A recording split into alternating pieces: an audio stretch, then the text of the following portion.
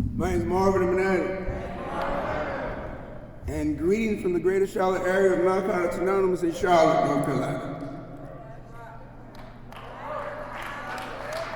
Am I too loud? It became apparent to me when Willie came down yesterday at 7. I know this mic is cutting out, isn't it?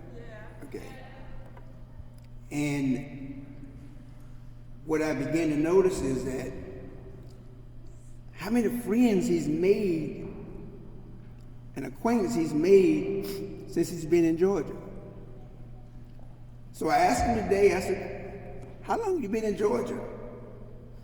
He says about 3 years. Everybody knows Willie.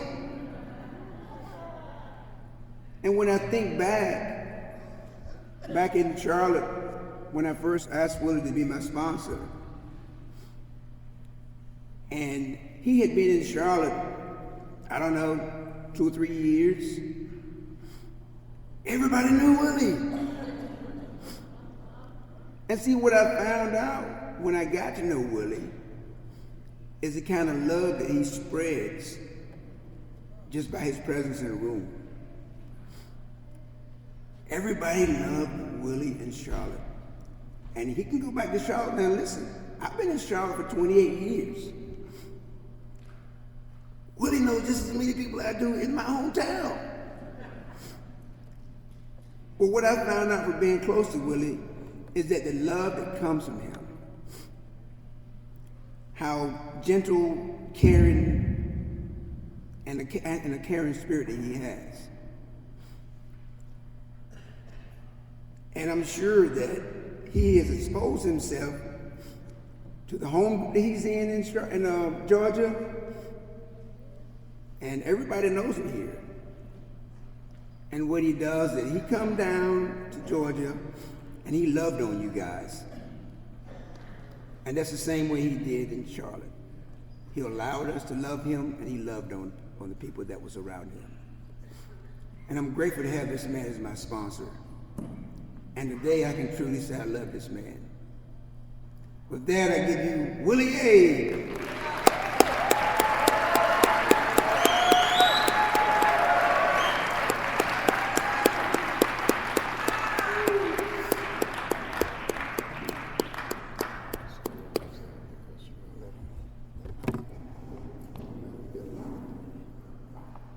Good evening, family. My name is Willie. I'm an addict. I'd like to say that I've been around long enough to know I haven't been around long enough, so I keep coming back. I'd like to thank the convention committee for your service. This ain't a joke. And anybody that thinks that it is a joke, get in service on this level and you'll see that it's not a joke. It requires commitment and it requires work. So I thank you for your stick-to-itiveness, for sticking, even when the registrations weren't coming in the way you anticipated them to come. You didn't give up on us. In the different areas that make up the Georgia region, we all have our differences, but at the end of the day, this is not about our differences, it's about our convention. And so I bring you greetings from the Eastern area.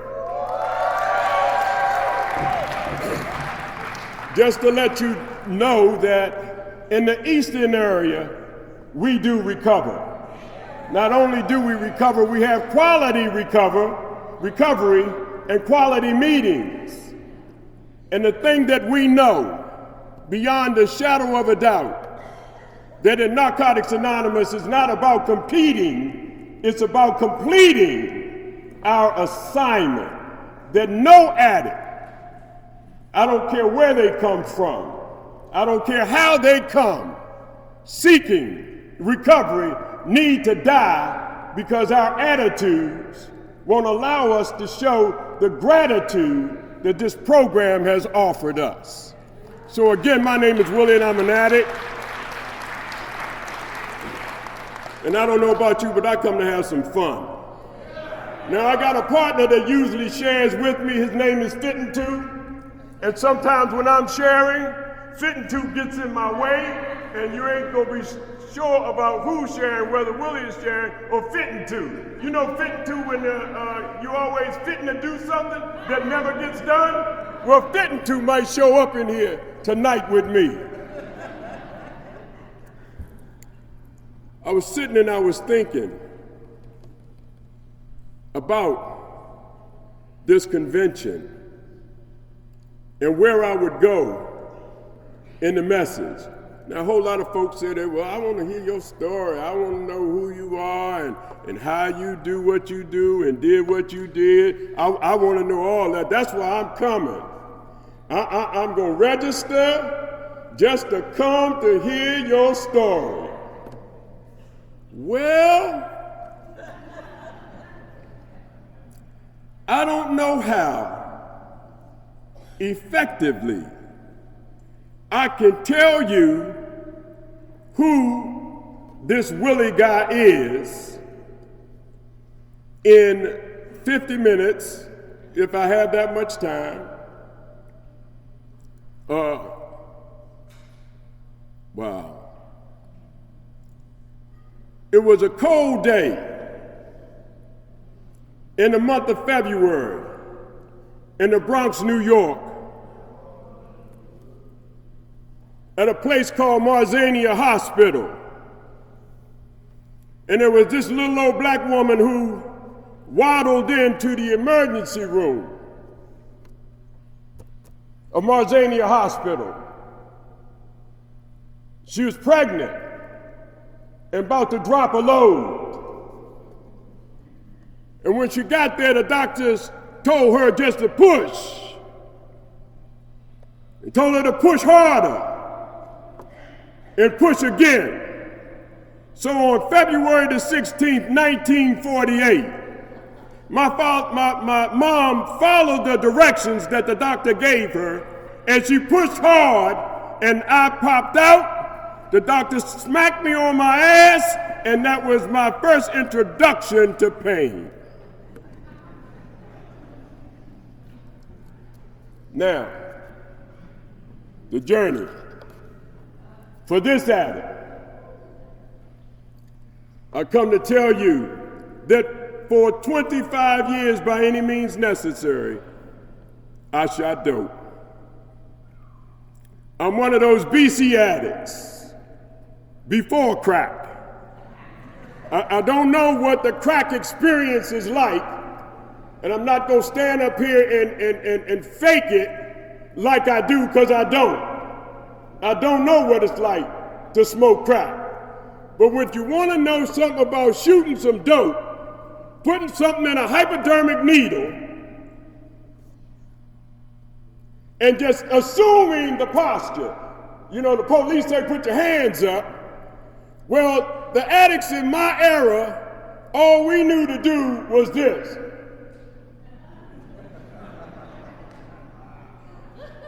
We would defy gravity because people would be standing around watching us while we were standing on the corner after we got a good shot, wondering when we was gonna fall. I mean, because we would nod. We just get into it. And if you're all the way down here and somebody say, Ola Ray, and Ola Ray back in my area meant police, and you stand up at attention. So I grew up in the DC area. And it was a day on March the 22nd in 1983 that I stumbled in a meeting in the basement of a church, just as greasy as a Mississippi pork chop. I'm not gonna lie and say I had it going on, because I didn't.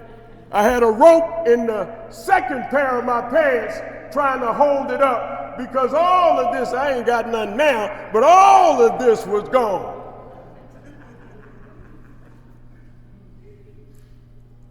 And 3 people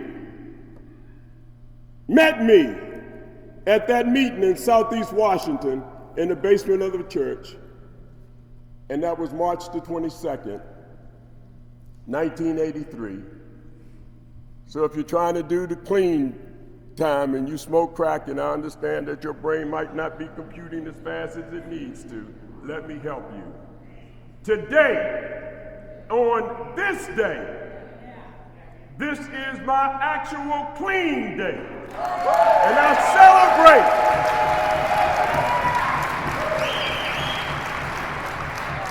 And I had the privilege of celebrating 36 uninterrupted years on this journey.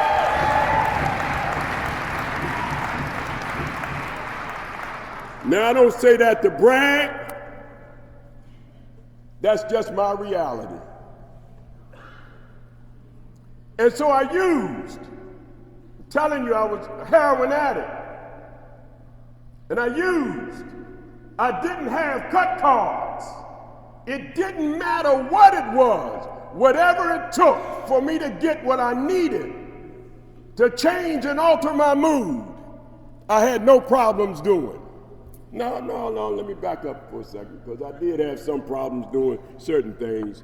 If you talked to me a certain kind of way and expected me to perform a certain kind of service and then you was a male, then what I would do is go back out to the car and get my pistol and come and take the dough.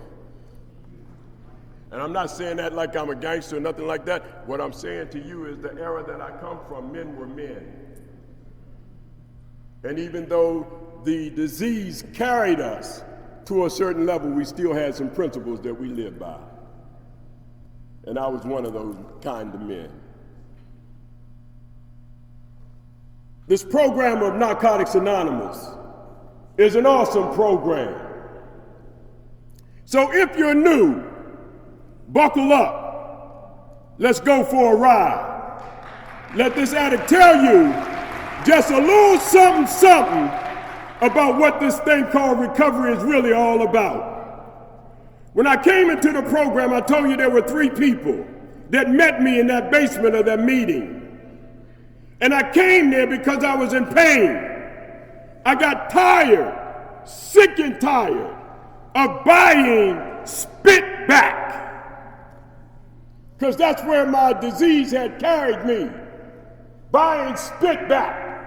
And for you crack addicts who don't understand the dynamic of spit back, what spit back is simply drinking methadone out of a bottle that somebody who's attached to the clinic went in the clinic, got their medication, spit it back into a bottle, and me, fitting to, and some other Me Too fools stood outside trying to purchase what they had spit back into the bottle.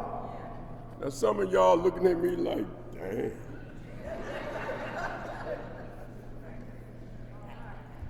But that's where this disease had carried me, y'all. And the pain that I experienced with it had me going any lengths. And I guess that's no different than the crack addict who stays all down on the carpet looking for something that they dropped, that somebody done stepped on and it's in the bottom of their shoes and they still down there looking for it and it's gone. This program, man, I can be very honest with you. The pain, the degradation that I suffered. My mom was an addict. We used to shoot dope together. And y'all told me, coming in on this journey, that I had to stay away from slippery people, places, and things. I was all right with that because I thought that you were talking about the people who I dealt with in the streets. Or I thought you were talking about those people who were in Lawton Reformatory with me doing the 9-year bit that I did. I thought those were the slippery people, places, and things that y'all were talking about. Never in my wildest dream did I think that you were talking about the woman who pushed me out of her belly. But I come to realize when you said, Willie, your mama is a junkie. Don't get it twisted. This woman will put a spike in your arm before you put a basic text in her hand.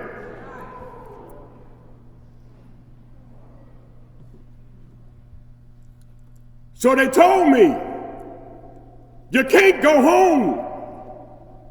If you want what we've got to offer, they didn't make suggestions back then. They told us what we needed to do. They didn't pull no punches. Yeah, that's your mama, I understand that's your mama. But what you need to realize is that your mama is a dope fiend. And a dope fiend will do what a dope fiend does. And catch her on a bad day. She'll have you with a spike. Misery loves company. So I didn't take it serious. I decided on one Sunday morning that I'm going around to my mama's house. My mama, for those of you who shot dope, you know what pluck it means. She just asked me, come on, can you just pluck it? Because she was trying to go in her jugular. Y'all real quiet.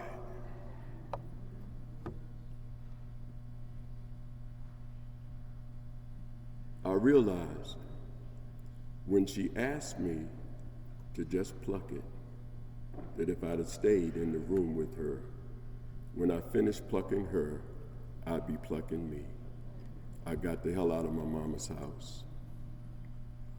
Back then we had marathons for the holidays because the holidays were the major days and we didn't have places to go. So Thanksgiving and Christmas and all those major holidays, we had the different marathon meetings that we would suit up and go to in order for us just to get through that holiday because we had no place else to go. And I remember times when I'd get a blanket and a pillow and go. And I wasn't by myself because there were a whole lot of other guys and women who had burned bridges. Some whose siblings and parents was still shooting dope and they couldn't go to their homes. And we would camp out in the meeting and get through the holiday clean. One addict helping another addict get through the toxicity of the pain of the holiday and realizing that we could not go where we wanted to go, which was home with our families. We got through the holidays, y'all, because we loved on each other, because we embraced each other. We kept each other. And that was good. Now, let me about get to having some fun. I told you all of that just so that you'll understand why I now do what I do and have done what I've done. These people told me, Willie, the only thing that stops you from achieving whatever goals you can imagine is you. When I came into this program, I had a GED. I had a felony record. I got a body, and that body was on my record, and I was unemployable. Folk told me then that the only critic that would stop me from achieving my goals was me. So I didn't accept when you said no and I can't as the final answer. I had a sponsor who kept his foot in my behind. He understood some things about me. One of the things that he understood about me that was required was for me to stay focused.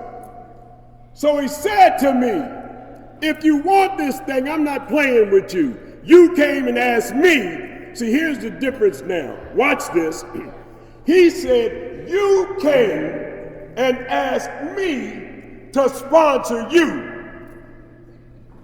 I didn't put out an ad saying I'm looking for, we call this others pigeons back then. Some of y'all who've been around a little while, you understand what I'm saying, or sponsees.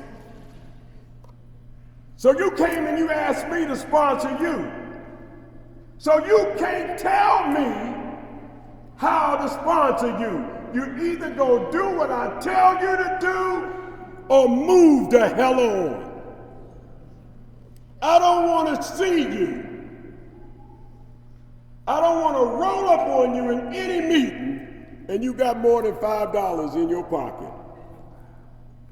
You said if I walk up on you in a meeting, I tell you assume the position. Assume the position to him was empty your goddamn pockets on the table. And everything over $5 was a donation to the meeting that he ran up on me in.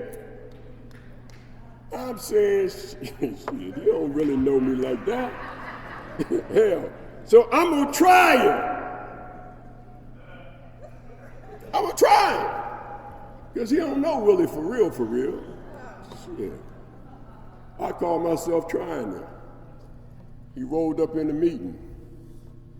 And I think I had maybe about $45, $50 in my pocket.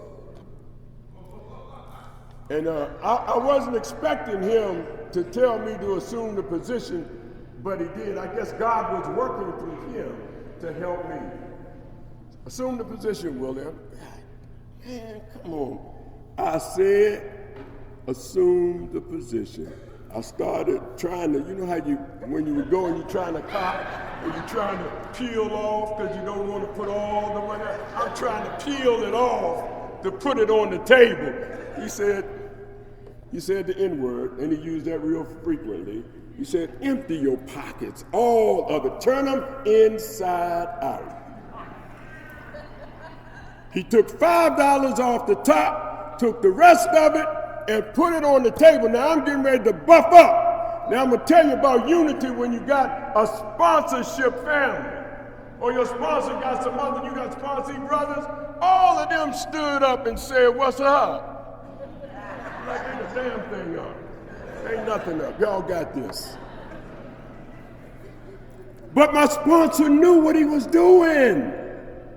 What he was trying to do, money was a mood changer. And he knew if I had enough to cop, I'd be in danger. And because I didn't understand that and couldn't control that, he felt the need to help me help myself. And I'm so grateful that he did. Because it carried me to a whole nother level, y'all. Now,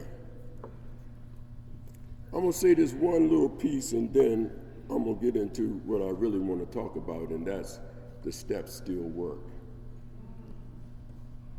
Listen, my mom, told you my mom was a dope fiend. But my mother became a dope fiend because she fell in love with a man like me. And my father was such a womanizer till when my sister was born, my mom was 15 years old. My older sister was born. My father named my sister Bertel. It's a nice name. It's a different kind of name. You know what I'm saying? It ain't an everyday name. Especially back then, he named her Bertel. And my mom was just as happy as she could be that she had a daughter that was named Bertel. And then I came along after that, you know, and I'm the little baby. And one day my father and my aunt got into it, his sister. And my aunt came around, we were in New York, my aunt came around to our house and told my mama, come on, I want to take you and introduce you to somebody. And what she did was got my sister by the hand, my mom had me in her arms, and she marched 2 blocks away from where we were living, knocked on the door and said, Vertel? And my mom was looking at my sister thinking that the woman who opened up the door, her name was Vertel. Ladies, y'all understand this. Her name was Vertel. My father named my sister after his woman. My mama, young, dumb, and in love, it broke her world. It shadowed her world. She came back to Washington, D.C. That's how I get in D.C. She came back to D.C. with me in tow and left my sister there with my father. And my mom wasn't right since. She started into lesbianistic relationships. They weren't nice with the word then. I think the word then, or the terminology that they used back then, was bull daggers. Yeah. So my mom got connected, and her lovers had experienced the same kind of pain my mom did. And for several years, I was abused by my mom's lover. And her goal was to teach me what a man is supposed to do, and that is to satisfy a woman by any means necessary. And so when I came prematurely, she whipped my ass to help me to understand that I wasn't supposed to. And what that did was created a monster inside of me that could not trust you. And you bring your pain from that unmet need in your childhood, you bring it to your present. And so 3 marriages later, I'm still searching for love with an inability to trust to a level of freedom that I need to. And I'm talking about in recovery now. I'm not talking about prior to recovery, I'm talking about in recovery. I still can't get it right. Working steps, traditions, concepts. The problem was working the steps with no application of the principles that are attached to them. So if nothing changes, then nothing changes, only the face. As God would have it, one day in Charlotte, North Carolina, I met a woman. She walked in, and you know, guys, when your flavor, y'all come on, you might as well be real. If you sit beside your wife, damn it, you should have sat on the other side of the room so you could just be real. When your flavor walks in, and that goes both ways, because y'all ain't, let's be real, y'all ain't really clean when it comes to that. Y'all flavor walks in as well. But when my flavor walked in, same as when she walked in, I had an aha moment. God.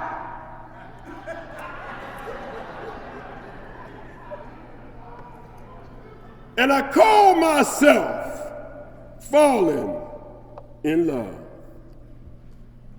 And this woman just had me going, you know that song that you got me going in circles. Just all around and around. I mean, I'm walking behind this woman like a sick puppy. And there came a time when she said to me, I don't want to do this no more. I said, what'd you say? I don't want to do this no more. It ain't no fun when the rabbit got the gun. She said she didn't want to do it no more. And I'm saying, but you don't understand, I done gave you all that I got. And it didn't matter to me. See, I can be transparent because the steps will free you when you know who you are. She was HIV positive, and it didn't matter to me in the exchange that she was HIV positive. I was in love.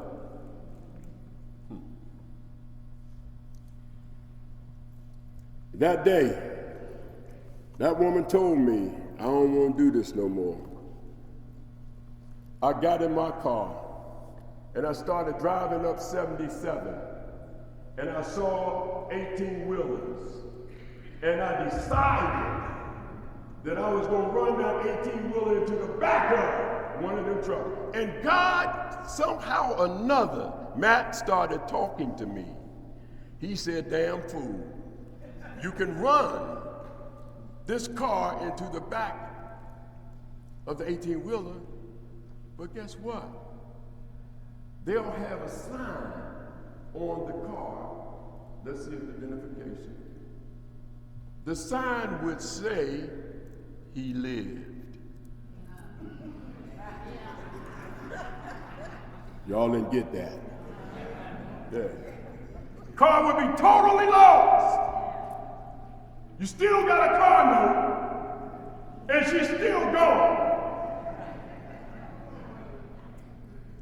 So I ended up in the VA hospital. I'm a veteran. And I ended up in the VA hospital, and I went in there crying and snotting and talking about, I don't want to live no more, I don't know what I'll do, what I was going to do, she gone, help me somebody, I just want help, I just want help, I just want help.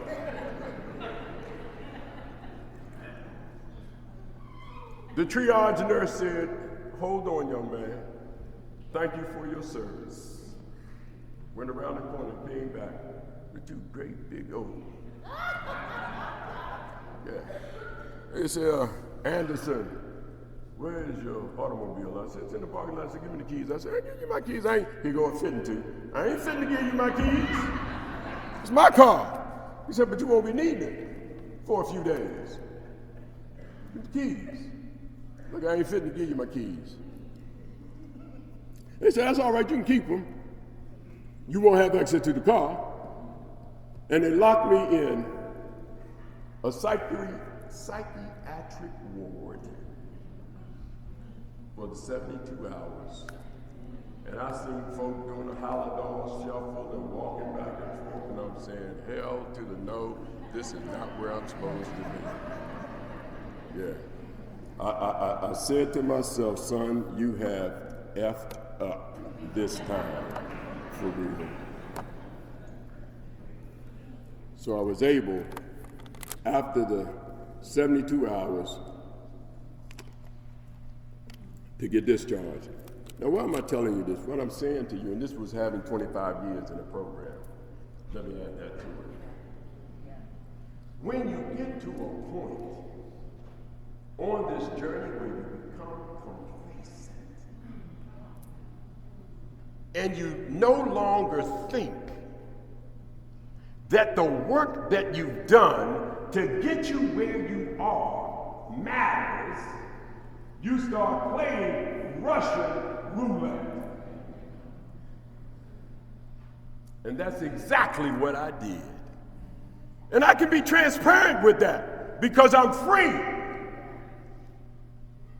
And with the freedom of knowing who you are and knowing whose you are, you're able to do those kind of things.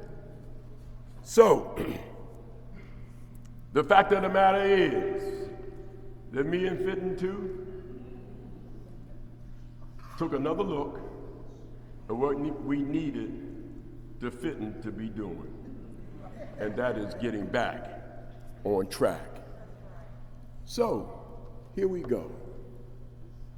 First step, and this is the beauty of this thing, and I'm saying all of that to you to understand that it doesn't matter how much freaking time you have, it is the quality of the time that makes all of the difference in the world. I don't care how much time you have.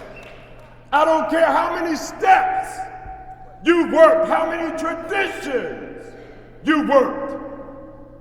At the end of the day, if the application is not there, then you're a subject.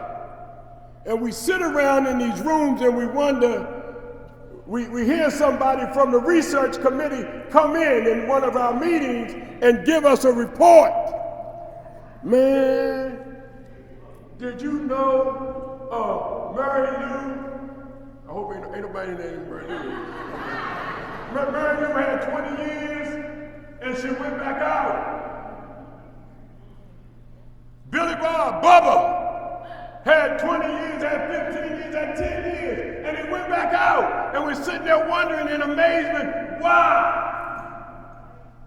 What I found out, I'm gonna make a statement. If you got a problem with it, call your sponsor and discuss it with him. Tell him that the damn fool in the meeting said this. I don't care how much time you have.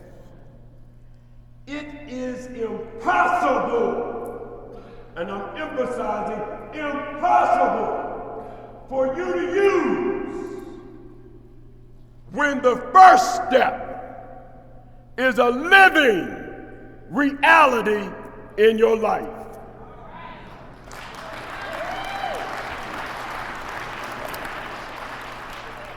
You can't do it.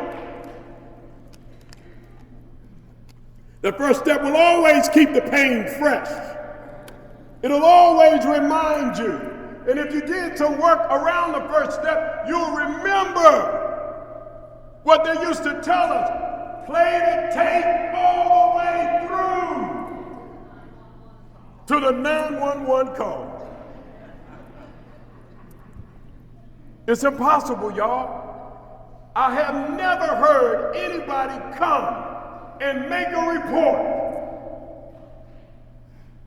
that they went back out and the first step was a living reality. They started talking about they didn't come to meetings, they stopped calling their sponsor, or they fired their sponsor, and they didn't have this and they didn't have that. All of the I'm fitting to do, and I didn't. It's impossible. So here we go. First step, I'm powerless over my addiction. My life has become unmanageable. When I realized that,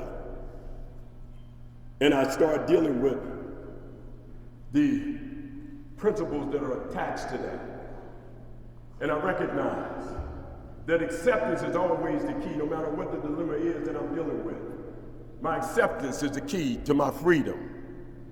Whatever the pain is that I'm going through, when I can accept that it is what it is because it is and I don't have no control over it, I'm okay. First step. Second step allows me to realize how crazy as hell I am because I keep doing the same thing over and over with the same issue, trying to make the results to be different, and they never are. The woman said, I'm tired, I'm done. And I'm still trying to hold on, fix, manage, and control. And if nothing changes, nothing changes. Second step, insanity is always what insanity is, and it will always do what insanity does. Then I move to the third step. And in the third step, it just simply says, make a decision. When the pain of the second step is in front of me, there's time for a decision to be made. So I make a decision to turn my will and my life over to the care of something that's greater than I am. I have to become selfless so that God, and this ain't nothing about no religion. Damn it, I don't understand how you can be in a 12-step program and don't work the steps. God is in the steps. So don't frown up because I said the word God. Remember your basic. God is only good, orderly direction for some Me Too fool who keeps following his own directions. So, make a decision. And back then, we used to have people that were going out in the fourth step. The fourth step was just so much going on in the fourth step till they couldn't stand it.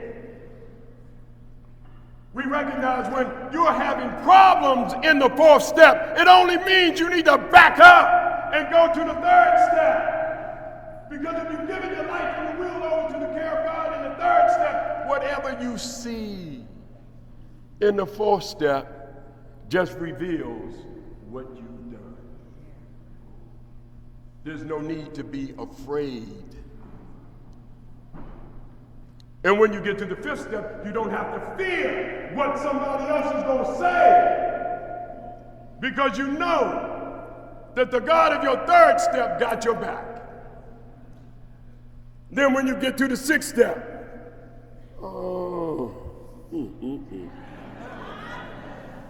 look, I know I got some defects.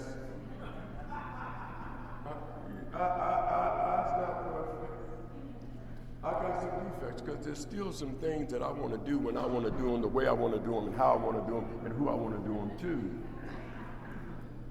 to. And some of them need to be done. So I got to be honest in the sixth step and actually say that I've got 5 character defects and 4 of them have not been problematic yet. So I want to hold on to them. And this one, God, you can remove. And so when it sounds funny, but I am serious as cancer. When you recognize that there are still some things that give you validation, that gives you a sense of worth that you're not willing to give up. If you're a hoe, then recognize that you like hoeing. Stop trying to camouflage it by sleeping with unmarried men or unmarried women. A hoe is a hoe is a hoe is a hoe. And if that is your character defect, unless it becomes painful enough for you to see the pain and agony that is causing you and causing the victim that you take, you continue hoeing. If you're stealing, keep on till you come to a meeting and you hear somebody come in and say, I don't know what I'm gonna do. See, it was the fact of the matter was, it was like this. I was in Walmart and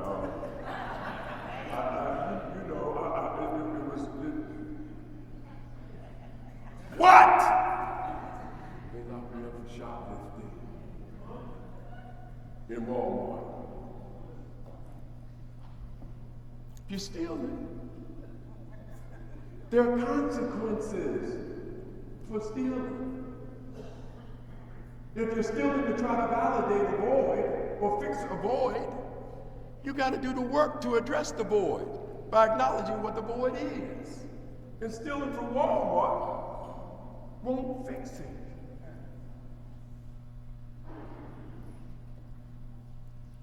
Seventh step, shortcomings. Getting in touch with those things that keep us coming short and falling short from what it is that God would have us to do. We do that. Eighth step. Made a list. It just said made a list. It didn't say make no amends. It just said make the list. And I had a problem with that. I really had a problem with that. Because that same father that I told you did what he did. I went to New York when I got older and was working with him in his business, and I'm a junior, he's a senior, and he has a bank account at Chase Manhattan, And I got his checkbook, and I went to the bank, and I started signing checks, and I was smart enough because the dope fiend in me recognized that if I don't put junior on it, or I don't put senior on it, if I just put my name, Willie Anderson, right, then no harm, no foul. So I thought, so the people at the bank started giving me the money, they were honoring the checks, and it all made sense to me, to the tune of $45,000 over a period of time that I took from my daddy's account, and goddammit, I felt like he owed it to me. Because if he hadn't left me where I was, I wouldn't have had to go through what I went through. My sponsor said, hell no, you didn't make a deposit in that account. None of that money was yours. And I'd like to tell you that my dad died. And when my dad died, we were able to make the amends that needed to be made. And my dad and I were friends. And for all of y'all that, criminologists who were sitting back there talking about, well, shit, they should have locked your ass up. They could have locked your ass up. Well, they could have locked me up because I didn't forge my name. I signed my name.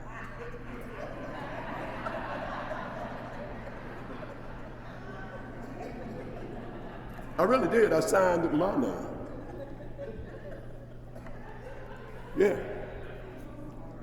They asked my father, do you want to do what you want to do? And he felt guilty because he knew what he did was foul. So he just said, just don't worry about it. Anyway, man, let me tell you something. This program is just such an awesome program. I love the way things work out in this program. I have a sponsee who I love. When you stay in this program and you work some steps and work some traditions and you start developing relationships with people. I have a sponsee that I love. I love him dearly. And he got diagnosed with pancreatic cancer, stage 4. And I've been running back and forth to Charlotte, North Carolina, trying to comfort him. And in trying to comfort him, I only realized my pain. And my pain comes from my unwillingness to accept what God is allowing to happen with him. Sunday, I was up there. And when they give you days, shit's real. But the reality of it is that he's defeating the odds because the doctors are saying that he can't. He's up there playing dominoes. That went past y'all. But I'm in pain. So what I began to realize, even with that, acceptance is the key. What he's going through right now is what he has to go through. I'm going through what I have to go through in order to be available for him. One of my sponsors says, "Sponsor, are you all right?" No, I'm not. But I'm going to be all right. Because just like God got him, I know God got me. And I know that the God of my third step, not being religious, the God of my third step won't put more on these shoulders than I can bear. So somebody said to me, Willie, how you gonna deal with this?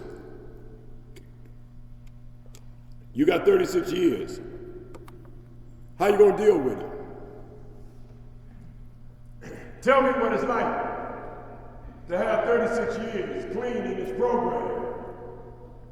And I asked him to tell me what it's like to have one day. Huh? I said, tell me what it's like to have one day, because it's really, at the end of the day, there is no difference. I just have a little more information, but if I'm willing to apply the information that I achieved over the 36 years is just like not having it at all. So I stand here, and I'm gonna say something, and some of y'all old timers and predecessors that's sitting up in here, y'all gonna cut it up, y'all will be emailing, and frankly, I don't give a freaking Freddy frock. Email, call, do whatever you want to do. This is what the reality is. I stand here with 36 years as of today, 71 years old. And I'm saying to you, because I have not been 71 with 36 years, I feel like a newcomer because this is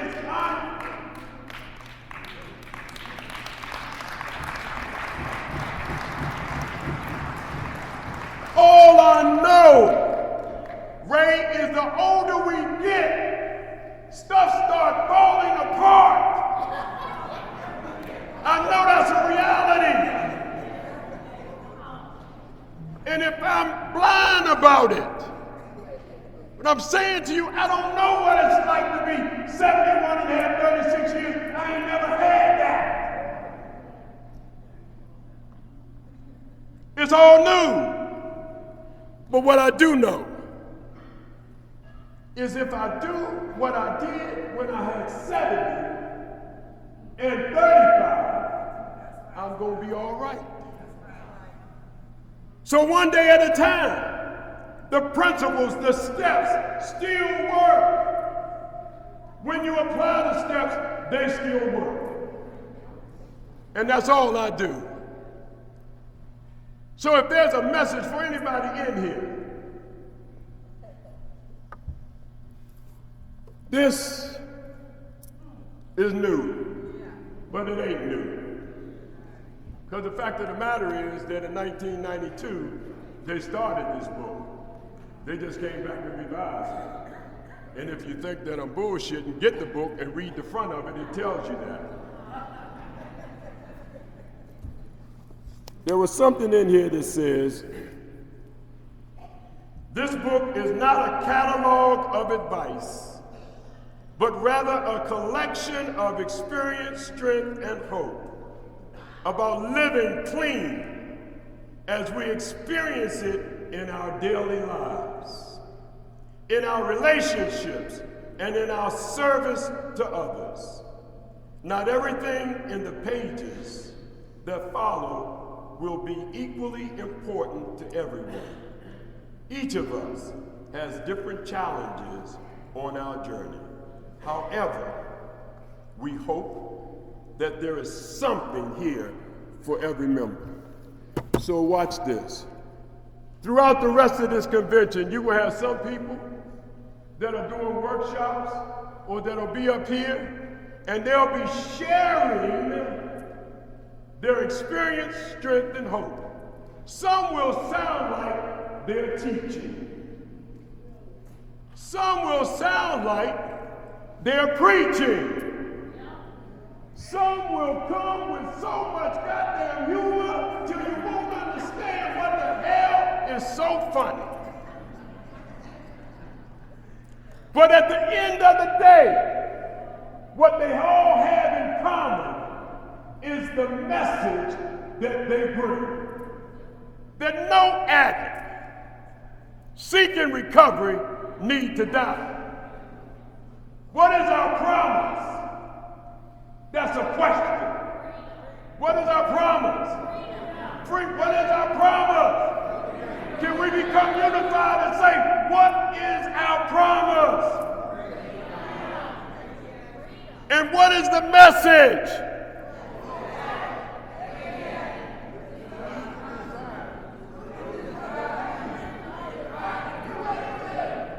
So when we come, no matter how they share what they share, instead of getting up and acting like you in First Baptist Church and put that little finger up and start tipping, sit still for a moment. They used to tell us, don't leave before the miracle. You'd be surprised at what can come. This program, man, is just awesome. I love Narcotics Anonymous. It will carry you to places that in your wildest dreams you never could imagine that you would have been. We become entrepreneurs. We take a hoe and make the hoe a housewife. Take a pimp and make a pimp a preacher. This program just does what it does, man, because it changes our attitude. We end up getting gratitude that will take us to a whole nother level. Now we got some work to do. Those of you, how many of you are from Georgia, somewhere in Georgia? Come on, let me see your hands. Turn around and look around. Turn around and look around. All these your brothers and sisters. But in the end of the day, the disparity that we have, because some white, some black, some blue, some green, some thinking like this, some thinking like that. As long as we keep staying on this side of the line, and this one gonna stay on this side of the line, and this one gonna stay on this side of the line, and this one is so confused that they can't even see where the line is, we never get where we need to be as a fellowship. We got issues that separate us.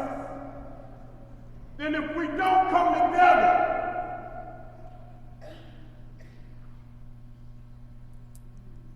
we lose.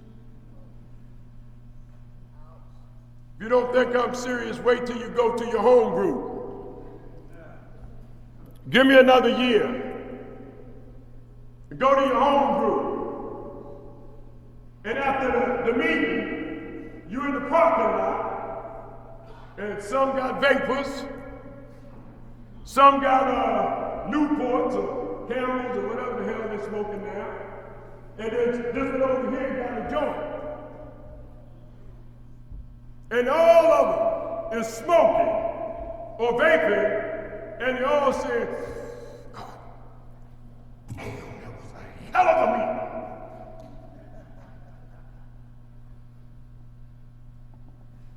Because the one that's smoking marijuana,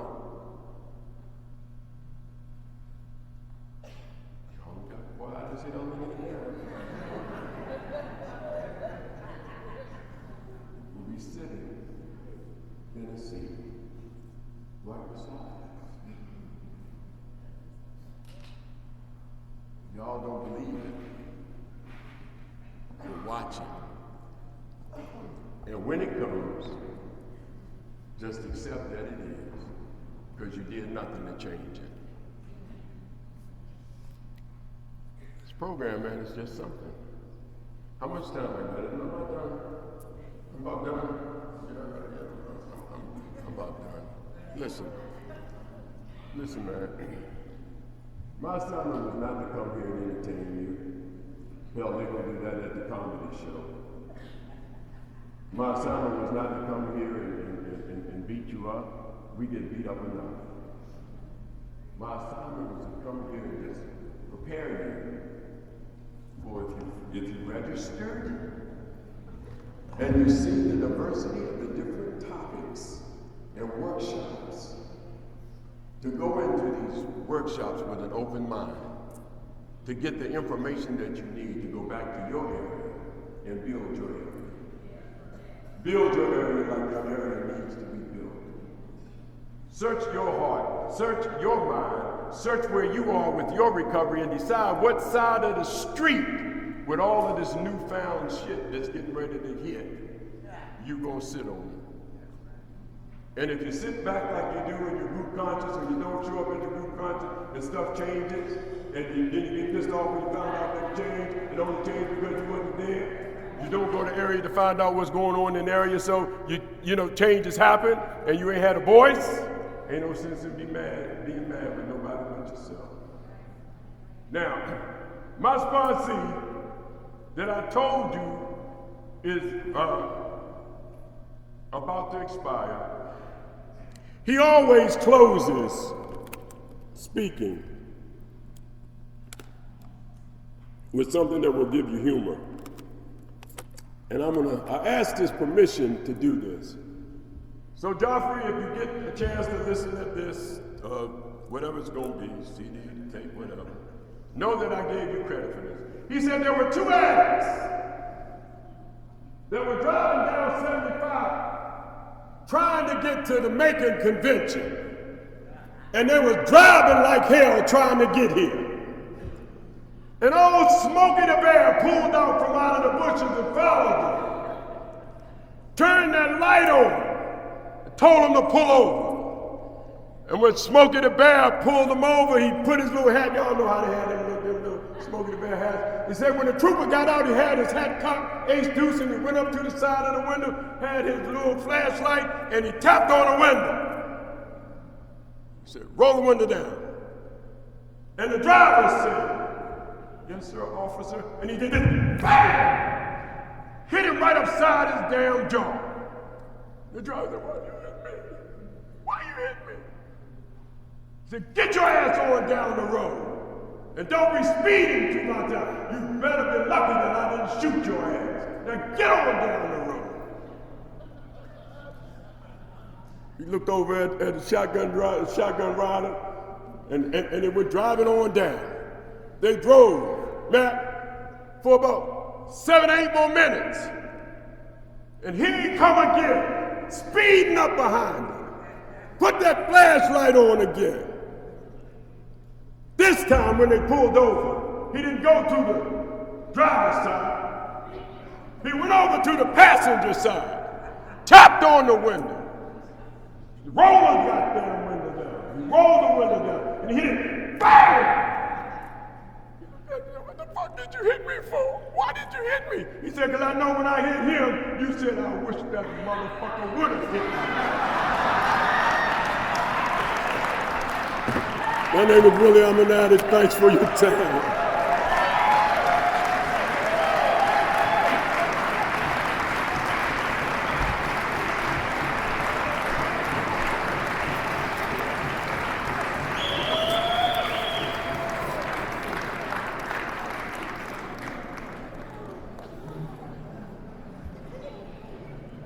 I'm Sandy, I'm an addict. Thank you, Willie, for sharing with us tonight. And since it was your clean date anniversary, we got you a little cupcakes.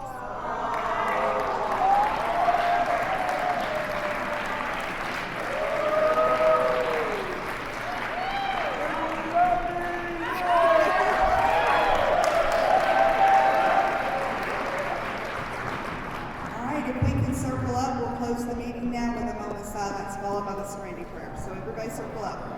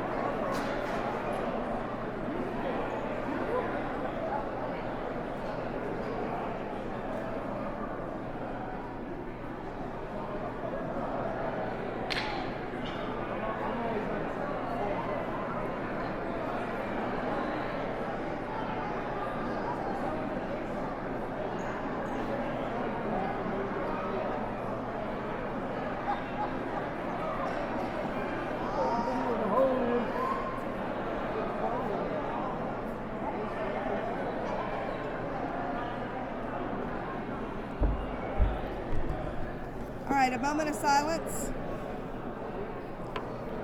God, grant me the serenity. They can't hear me.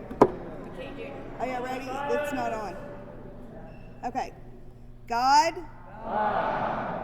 grant me the serenity to accept the things I cannot change courage to change the things I can, and the wisdom to know the difference.